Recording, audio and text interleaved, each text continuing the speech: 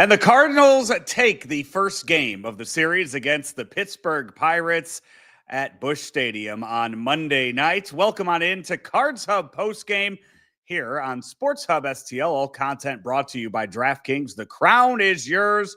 And as always, our postgame shows brought to you by Hot Shots, home of St. Louis sports fans since 1990. I'm Joe Roderick, joined alongside by Brenden Schaeffer. And Brenden, the Cardinals, it was a well-played game. They went out there and they came from behind. The bullpen came in and shut things down. There was just all around a well-played game. But the story of tonight is going to be what MLB is already just touting as one of the greatest plays of all time by O'Neal Cruz in center field. The double play at home, throwing out Victor Scott II in the sixth inning of that game? Bottom of the sixth inning, I believe, is when that was. MLB has shown that replay time and time again, and it sure looks like Major League Baseball screwed up on that one. I think it is the worst instance of replay review in MLB history. I dare someone to find me a more clear and obvious miss than that, because Victor Scott II beat the throw. He was safe up to his elbow on home plate. And I don't have access to the comments, Joe. Throw one of them on the screen because everybody's talking about the same thing. Wondering if Ollie challenged it correctly. Here's my interpretation of this. When you hear any replay, think of the way the umpire talks about any replay review. They come out onto the field and they say the call stands, the call is confirmed, the call is overturned. Those are the three things they say.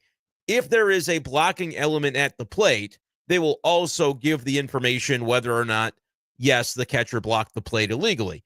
The umpire, I think, was a little clunky in the way that he phrased it, but to me, what he was saying is, we reviewed it for blocking. No, the catcher did not illegally block. Next sentence, the call stands. So, I don't think it was any different. I just think he maybe was a little clunky in the way he said the words. But the Cardinals, if I'm wrong on this, I'll go down with the ship. There is no realm in which the Cardinals said, hey, can you check and see if the catcher blocked the plate? And that was specifically what they were reviewing. Let's take a moment. As Cardinals fans, I know we're ready to jump on anything, right? Everybody wants to, want their pound of flesh. Let's think about this. Is it possible that an umpire just said the words weird rather than Ollie Marmol didn't challenge the right thing? I think the umpire just said the words weird. What he said, though, if you stop and think about, what do they normally talk about when they review something? It stands, it's confirmed, it's overturned. That's all they say. They don't, it's not like the NFL where they go into great detail about the intricacies of the play. The only time he says a little bit more is when there is a blocking element and they have to be specific. No, we did not find that the catcher illegally blocked the plate. That being said, I have no possible explanation for why they didn't just say he was safe. It was so clear. If you slow the replay down, heck, if you don't slow it down, I get the throw beat the runner to the plate. You have to tag him as well. And he flat out did not tag him before Victor Scott was, elbow deep into home plate. I just don't understand. I didn't see who it was that was on balls and strikes tonight. I didn't catch the name of that of the umpire tonight for that, but he was also in really bad position for that too. I mean, there was you could see it. He was behind home plate. He was behind the catcher for that, so could not see it all. I mean, heck, the catcher could have dropped the ball and the ball could have been sitting in front of home plate, and he probably would have called him out initially with the positioning there. So it was poor positioning too on his parts. In the Cardinals.com box score says Andy Fletcher was the home plate umpire tonight. So if that's who that was, then that's who that was. I just don't understand. And the argument you could make, we know that it has to be clear and convincing evidence. It has to, there's no stone unturned. It's got to be obvious. And so I guess you could make the argument, and maybe they would, that when Victor is sliding in, he brings up a big cloud of dirt that you can't actually physically see his fingertips on the white of home plate because there's a dirt cloud covering it. And even if that's true, can we use our brains for one moment? How'd the dirt cloud get there? It's because he was on the earth with his fingertips. Guess what's connected to the earth? Home plate. So there's truly no way he's not safe. And it's so dumb that we're talking about it because the Cardinals won 6-3. A million other things happened in this game. but they're up. The Pirates are up with the tying run at the plate in the 9th inning. They wouldn't have been that way had obviously the run been counted that Victor Scott II scored.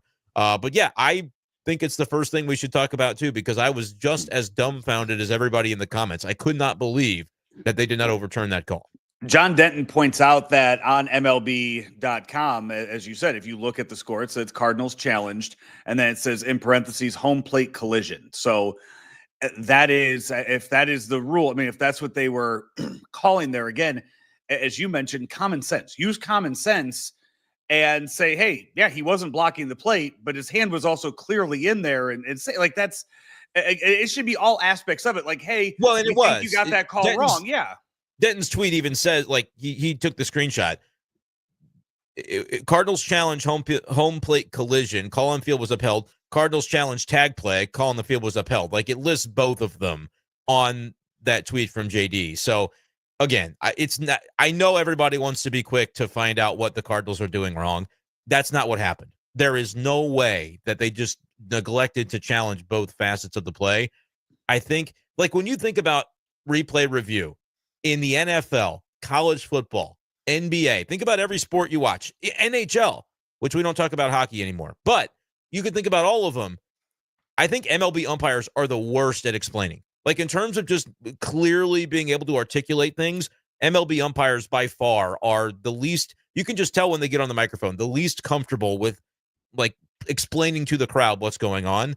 I think that's all that was, is the guy was a little bit clunky in his explanation.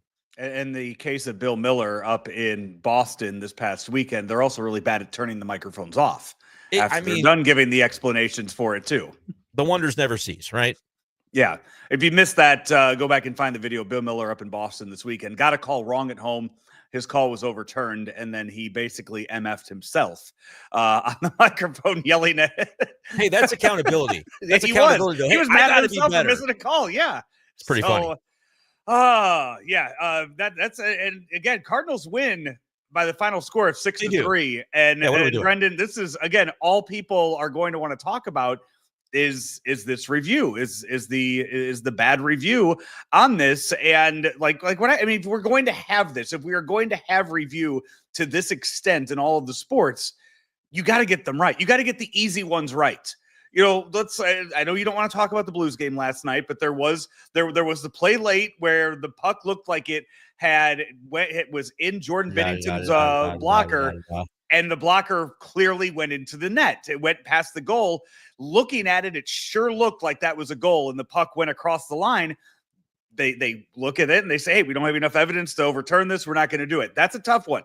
That was a tough one. This was an easy one.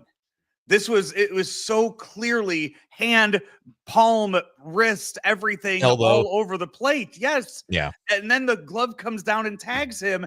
It was so blatantly obvious that it's just like, what are we doing here if we're going to have this big system and not get the easy ones right? It's the worst one I've ever seen. And again, I'm not saying that a game on May the 5th between the Cardinals and Pirates is the World Series or anything. So take out of it the stakes. I'm not saying it's the biggest stakes. Like, it's not Denkinger 1985. What I'm saying is you'll never have a more clear and obviously missed call ever. There will never be a worse one than that. They review it.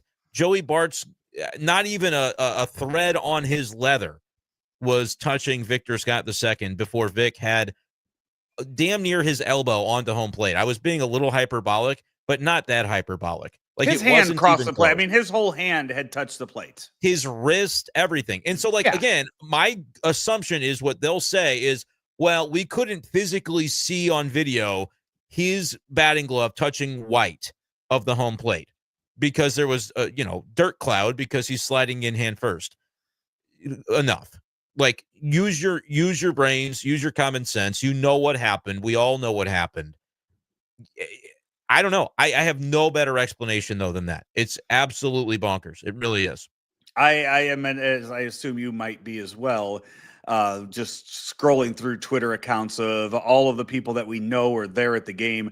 Katie Wu, John Denton, just trying to find something from the post-game comments. Ollie should be taking the stage. If you're watching both, I know sometimes we do have people that watch both of both the post-game interview with Ali, and they'll watch us as well. So if you're doing that, please comment and let us know what is being said by Ali in that in the post-game presser as well. We would appreciate the help from the audience on that. And as Justin pointed, Justin said the fact the umpire should have seen Scott's hand touch the plate. He was out of position. You want to go back and watch the replay. The umpire was out of position in that one. The umpires won't be held accountable for this. They won't. They won't be. There's a pool reporter. There might be a comment put out afterwards. I not holding my breath on it. Yeah, Nick says, don't these umps get graded per game to be able to determine who is best for the playoffs? That does happen, but when you think about all across the league, there are mistakes made. How much is this game going to determine what happens in October? The point is, though, it's not even like if an umpire is in the wrong spot or if he sees it wrong, that's okay. That's why you have replay review. Who's the dude in New York that is watching that slowed down frame by frame that doesn't see what we all can see from home watching on television? That's what's crazy to me is, again, the guy on the field doesn't have to get it right. The guy in the booth, in New York can get it right. They have the technology to get it right. The fact that they didn't, it just boggles my mind. Right. The dirt thing is the only explanation that I have. It's still not good enough. I mean, come on. Sit there and say, hey, you know what? I don't think we could, by the rules, we can't overturn. Again, this is a common sense thing. It's regardless. Hey, Cardinals won. Cardinals won. Yeah, we've got other things we can get into. I did want to spend some time on that. This is a 3-game winning streak that the Cardinals have now after taking 2 from the Mets yesterday. You take the game today. Paul Skeens pitching tomorrow, so there's 4 wins in a row for you. Cardinals got a nice little win streak on the. Look at you!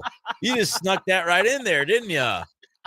Little fastball by the ears. I see you. A 102 fastball right down the middle, like Ryan Helsley to end the game today. Catching you looking on. Hey, he was tired of that inning. That one by Reynolds that was foul. For a second, I was thinking we are going to have a not fun post game if that ball was gone and made it 6-6, because we'd have double the viewers right now, though. I can tell you that much. Yeah, we probably would. Ray asks a good question. Am I going to predict Contreras gets the OPS up to 800 by the end of May? I don't know if you saw this or you're on any of the shows where I was claiming this, but my drum beat from like April 21st onward was, guys, Contreras is back. He'll have the OPS above 700. And he did for a moment yesterday, and then in game 2 it dropped back below. So I was a little bit late on that end of April prediction. Then tonight, another big game by Contreras. He's well above 700. Ray, it won't take until the end of May. Yes, Wilson Contreras will get over 800 on the OPS.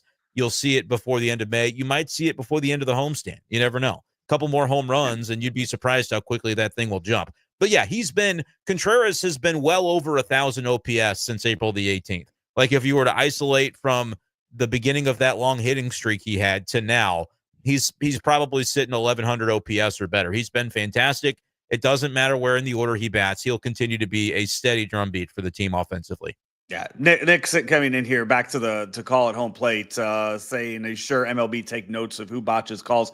All the umpires are graded. I mean, they're graded throughout the year, and the ones who have the best grades are the ones that get the postseason jobs. Again, we're focused on the wrong thing. The replay review had access to all of it, and they got it wrong. So I don't worry about Andy Fletcher getting it wrong. That's supposed to happen. That's why you have review. To still not review it and overturn it, I don't understand.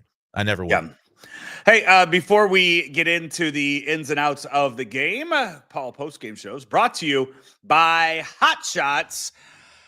They invite you to come out to their St. Charles location Sunday, June 1st, to celebrate their 35th anniversary. The fun starts at noon with a parking lot party featuring the Budweiser Clydesdales.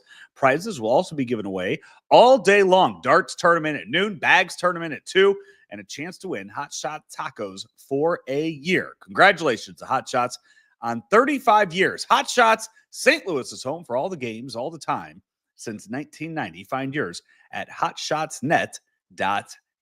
Joe Roderick, Brenden Schaeffer with you. Cardinals win 6-3. Just to quickly go over it and go down 2-0 early. Miles Michaelis did not have it tonight. This was not one of his sharper starts this evening. Gordon Graceffo gets his second victory of the season, called up earlier today, gets his second victory of the season in relief for Miles Michaelis, who only went 5 innings in the game today. Then it was Graceffo, Leahy, Phil Maton, and Ryan Helsley. It took 3 weeks, I would say, into the season, but I think we now see that the Cardinals 7th, 8th, 9th is going to go Leahy, Maton, and Helsley. There's no left-handed options out there in that bullpen. I don't know if there's anybody that Ollie trusts right now to go out there as far as the lefties go. If you're facing a lefty-heavy team and Union in and out of that, I think he still sticks with Leahy, Maton, and Helsley right now. No, I mean, you'll see JoJo. If there's a spot to see Romero, that would be your guy still. He's been hot cold for sure, but I just think, yeah, there's still going to be spots where JoJo Romero is going to be part of that 7th, 8th inning mix.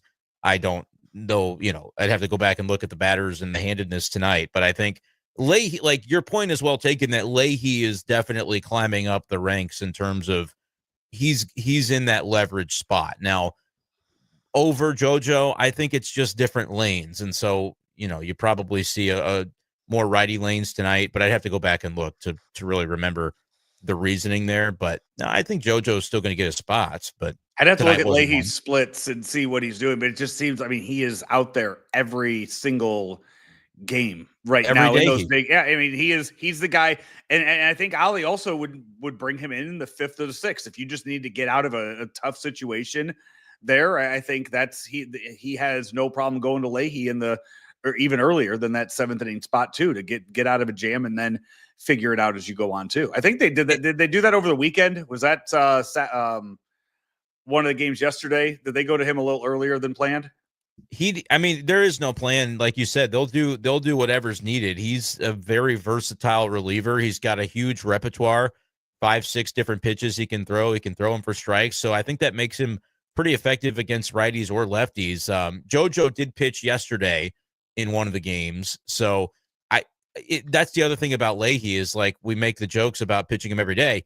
He is a guy that bounces back quickly. And so I don't think Ollie is too worried about using him in back-to-backs. You eventually wonder if that catches up to a guy, so they'll be careful in the spots where they can afford to be. But no, I think Leahy is very much he is Ollie's favorite, most reliable guy because he's just answered the bell every single time. So I don't think that there's any reliever who Ollie trusts more in that bullpen than Kyle Leahy, and for good reason. Like, I think that's right, that they have that level of faith in him. They did say today when they made the move to call Gordon Graceffo up, it was to be out of the bullpen. He is now a reliever, so all of the starts that he had in Memphis, any idea of him possibly being a starter, it seems like for this season at least. Because right now you have the 6 starters here in St. Louis. You have Michael McGreevy in waiting down in Memphis. You have 7 starters. Hey, Gordon Graceffo, we need help out of the bullpen. You're a bullpen guy now. I think from February, the plan was if you saw Graceffo in the big leagues, it would have been as a reliever. But it always makes sense to stretch a guy out and then dial him back. That's always the way they prefer to do it, because you never know. Like, they got through February, March, April with no starting pitching injuries to their big league staff. That never happens. That hasn't happened in a decade of me covering the Cardinals. Like, usually you're losing one guy in spring and then maybe another in April. It's a credit to everybody in that rotation and the coaching staff for the way that they've been managed to keep these guys healthy.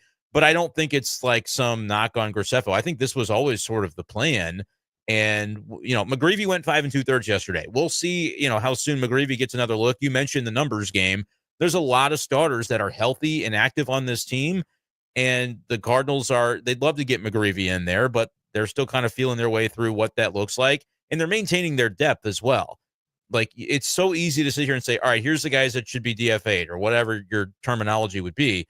But what happens then if you pull that trigger and then guys start getting hurt? You go, well, crap, all of our minor league depth has been injured.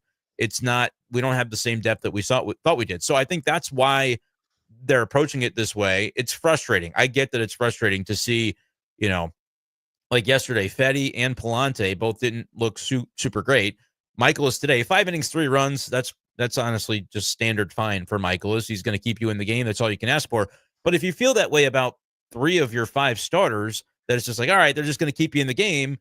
It is frustrating to kind of wonder, well, what about McGreevy? Because he could do more than just keep you in a game. He showed it yesterday. What about Steven Matz? He showed it last year in the starts that he had late in the season. He showed it in spring training that he was the best starter.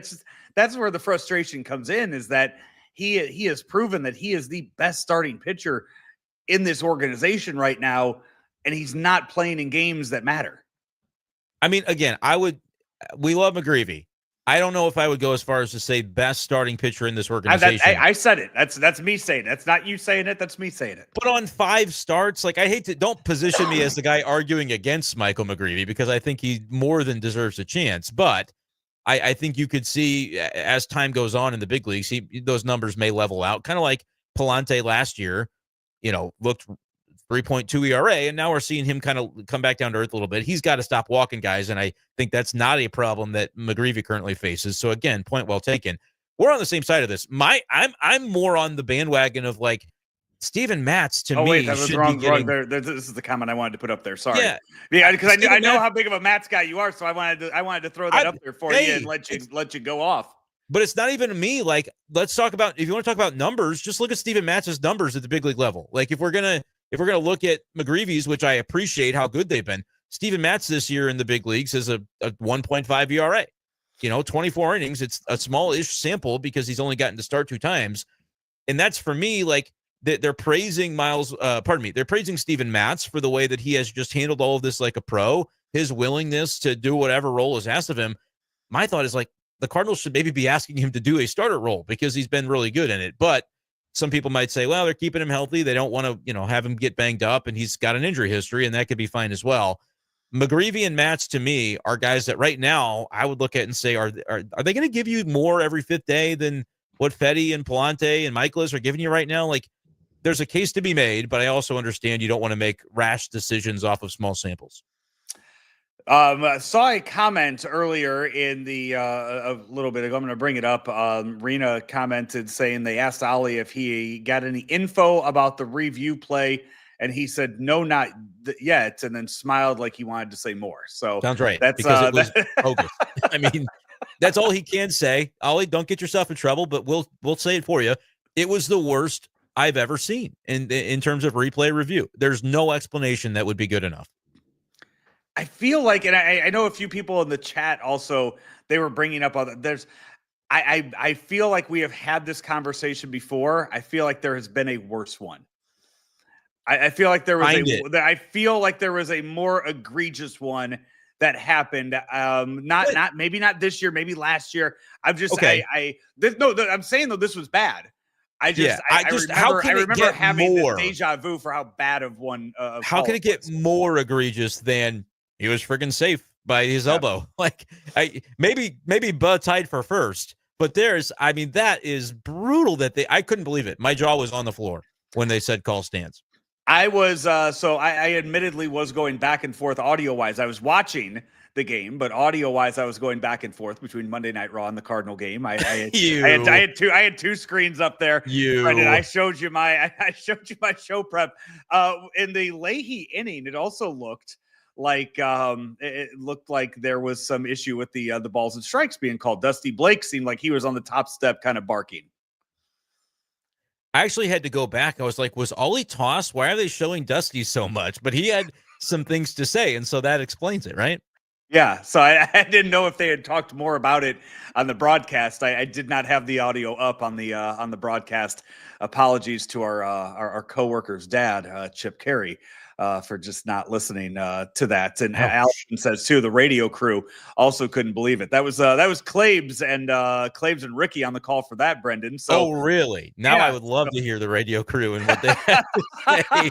Well, because Claves, he's not gonna mince. Am I on with Claves tomorrow afternoon? You are on with Claves tomorrow at 1 I can't wait. Appointment YouTube at 1 p.m. tomorrow afternoon for Cards Hub 365 when Claves and I just go back and forth about that. That'll be good. You're also on with Randy tomorrow morning too. So more, just all kinds of goodness. venting for Brenden Schaeffer here on Yep. Sports Hub STL over the next 13 hours or so. So And by the way, I'm going to try so hard because this morning I think Randy and Brooke did a nice job of like having dignity in the way they talked about the Blues loss. I have no such dignity about the Blues loss, so I'm going to have to try to mind my manners tomorrow morning on that show. Yeah, we should do some live polls on we have the ability to. Yeah, we can. We could throw Brenden, if you want to throw a poll. I am not logged in. And you just go on the YouTube. You just go on the YouTube and log. You have to go on the live YouTube and put the poll you're asking a lot of your boy right now. It takes a lot of clicks. I got allergies. I'm down for the count today. Hey, while you look into seeing if that's even possible now, I will let fans know that with baseball season, hockey season's done. It's baseball season well underway, and DraftKings Pick Six is going to be your go-to for the rest of the season. There is still some NHL to go through. There's still some NBA to go through as well. It's real simple. You go to the sport that you want, and you pick those stats. If you think more or less of a stat, you hit it. As we said earlier, you go to those Denver Nugget games, you look at what kind of stats they have for Jokic, and you just hit them more on every single thing for DraftKings Pick Six. That's how simple it is on DraftKings Pick Six. And if you download the DraftKings Pick Six app, you could use code STL Sports. STL Sports. That's the code for new customers to play $5. Get $50 in Pick Six credits, better payouts, bigger wins, only with Pick Six from DraftKings. The crown is yours. Gambling problem? Call 1-800-GAMBLER. Help is available for problem gambling. Call 888-789-7777 or visit ccpg.org in Connecticut. Must be 18 and over. Age and eligibility restrictions vary by jurisdiction. Pick Six not available everywhere, including New York and Ontario. Void where prohibited. One per new customer. Bonus awarded as non-withdrawable Pick Six credits that expire in 14 days. Limited time offer. See terms at picksix.draftkings.com/promos. Brenden, offense too. 6-3 game, and for this, a few power surges in the game. Wilson Contreras with a homer, Alec Burleson with another home run, and then my guy Jose Barrio, who I wanted on there from the start. I thought I liked what I saw. What you say, Barrio? Barrio. I think I say a different thing every time I've said his Barrero. name. If he's going to be your guy, February. It's going to be whatever I say it's going to be as we go on. But filling in for Mason Wynn tonight with the sprained ankle. Mason Wynn said before the game he could play defense tonight, was hoping to be a full go on it tomorrow. But he fills in another game off for Mason Wynn, who we predicted was going to be at 160 on the season. Now we're shooting for 140. But 3 home runs for the Cardinals tonight. Nice little power surge for them. Yes, it was. And I think the most important one is Alec Burleson.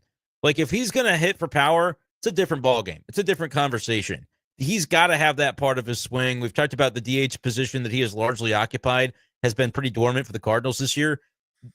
Him doing you have a home run yesterday, home run today, that could be a game changer because this lineup needs guys like that to be able to hit the ball out of the yard from time to time. We know Contreras is going to get there, but Burleson providing it, I think, is a pretty key from tonight. And you know what? Barrero, he's interesting, man. We'll see. It's good to see that power. He's got some raw abilities. I don't know how much playing time he'll get with a healthy Mason Wynn, but it was interesting, and I do want to see more of him. I was trying to find. I was scrolling through because I know it was commented a while back, but somebody did ask with Skeens on the mound tomorrow, is Burleson going to be able to continue his home run streak? Absolutely, because it's Paul Skeens pitching against the St. Louis Cardinals. So they will hit him tomorrow. Skeens also gave up 3 home runs in his last outing against the Cubs too. So he maybe they found something that whatever the Cardinals are seeing with him. But Barrero, Brenden, man, what? You said it right before my poll went up. You gave me way too much power with the polls. New poll: if Jose Barrero is going to be considered Joe's guy, does Joe have to learn how to say Barrero? That's the new poll on the YouTube here. With this though, it's one of those cases. I mean, it's similar. Cardinals get rid of Adolis Garcia. He goes to the Rangers, gets released, goes back to the Rangers, then just starts hitting the shit out of the ball for the organization. Randy Arozarena, they trade him. He goes off and is ALCS MVP. That's what I want out of this now. The Reds, he was he was minor league player of the year for the Reds, or organization player of the year for the Reds. They give up on him. I want him to go somewhere else now and just take off. That's what I want this to be.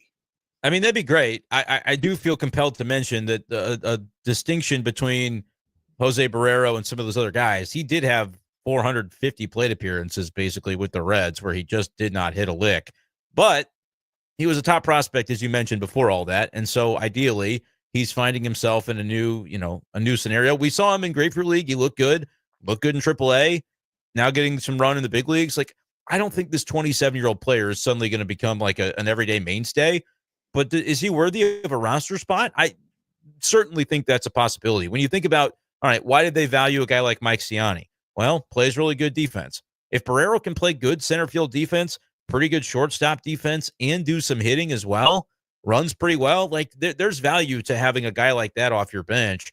And we'll see if Barrero is able to kind of stick around in that light. And again, it is nice to have somebody who could play if Mason Wynn needs a blow, because realistically, it'd be lovely, Joe, for him to be that 160 game guy. I don't think right now he's not at that stage where with the back thing creeping up from time to time, the maintenance is going to be important with him.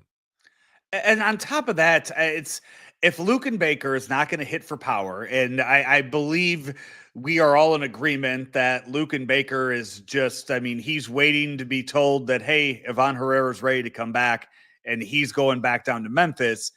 If Luken Baker, all he can do is hit for you. Barrero can at least play shortstop, second base, third base, all outfield. He is flexible in playing out. He's not going to play center field like Michael Ciani would for you, but he can go out there and he can hold his own probably out there in a game and get a start out there if you need it. And we saw that over the weekend when Victor Scott needed the day off. Yeah, so I think that, like, to me, the conversation might be between Joel Pozo and Luken Baker, but if you're asking who's providing more value at the plate right now, it's Pozo for sure. And we've kind of talked about this too. They're not using their bench in quite the same way as we saw maybe the first week or two, where, it's a lefty versus a lefty, let's bring in the righty off the bench. Like, it's more about letting guys kind of feel their way through some moments. I feel like that's been more of the theme in recent weeks. And I'm not even saying right, wrong, and different. I just think that's what they have been doing. And so if there are spots for a Luken Baker and you're not as inclined to do the pinch hitting thing, well, it's probably all the more reason to not have that role special for your bench, especially when Herrera comes back. Who's getting the DH starts against left-handed pitching? Got to be Herrera over Baker, right? Yep. And that had not been the case when Herrera was healthy the first time. So all those things considered, I generally agree with what you're saying, and we'll see. Things can change. Like, things can surprise you sometimes where maybe some other injury happens that opens up a spot. But in terms of the utility of the role, I think we are on the same page about that. Cardinals have won 3 in a row now as they get the sweep yesterday and the doubleheader win today. Again, it'll be as I joke, the Cardinals are 3-0 against Paul Skeens in his young career.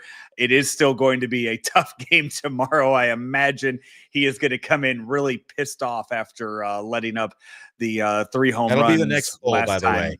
What's that? I just want to know if people think the Cardinals will beat Skeens tomorrow. Oh, okay. How many polls have you thrown up? I can't see the polls on my screen, so I'm just curious how many polls you've thrown up there.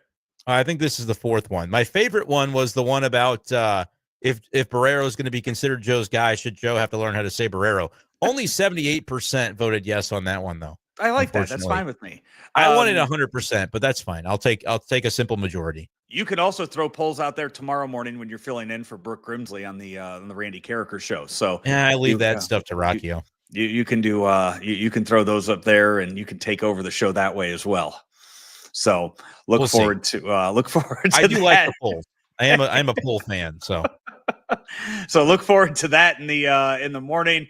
we will see you again on that, and then see you with Claves tomorrow and get Claves' thoughts on the play at home for the in the game tonight that did not cost the Cardinals, thankfully, as they get another win, improving to 13-6 now at Busch Stadium.